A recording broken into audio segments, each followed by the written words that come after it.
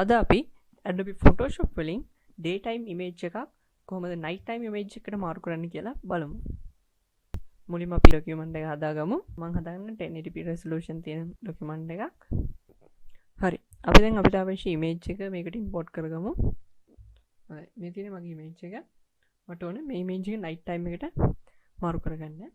ඊළඟ මුලින්ම කරන්න ඕනේ දකුණු පැත්තේ යටම ඔයාලට පේනවා මෙතනට මේ ඔප්ෂන් ටිකක් තියෙනවා අපි new layer set කරගන්න ඔප්ෂන් delete කරන ඔප්ෂන් එකේ මෙතන මැද තියෙනවා දෙකට විතර රෝම ඒක ක්ලික් කරන්න ඒක ක්ලික් කරාම ඔයාලට ලැබෙනවා මේ වගේ මෙනු එකක් ඒකේ තියෙනවා color lookup කියන මේ විදිහට ඒක ක්ලික් කරන්න එතකොට ඔයාලට මේ වගේ box එකක් ලැබෙනවා ඒකේ තියෙන එක උඩම 3D lat file කියලා ඒක select කරලා ඒකේ යටට යදි තියෙනවා moonlight.3dl කියලා ඒක select කරන්න එතකොට පේනවා අපි image එක සම්පූර්ණයෙන්ම දවල් කාලේ night time එකට මාරු වෙලා තියෙනවා.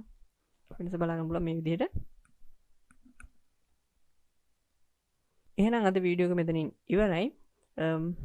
මීට වඩා ගොඩක් interesting videos Adobe After Effects Photoshop වලට අමතරව තව Illustrator වගේ software වලුත් interesting දේවල් leasing කරන හැටි කියන videos මම ඉස්සරහට දානවා.